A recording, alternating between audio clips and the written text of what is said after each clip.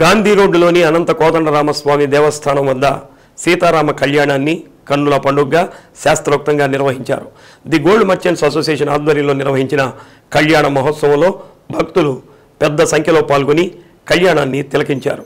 పెద్ద వేదికను ఏర్పాటు చేసి సీతారాముల విగ్రహాలను సుందరంగా అలంకరించిన అర్చక స్వాములు కళ్యాణ క్రతువును జరిపించారు.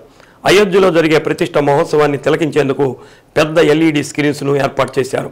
గోల్డ్ మర్చెంట్స్ అసోసియేషన్ నాయకులు తాతా ప్రసాద్, సభ్యులు కార్యక్రమాన్ని పర్యవేక్షించారు. స్వామివారికి, అమ్మవారికి పట్టు వస్త్రాలు సమర్పించారు.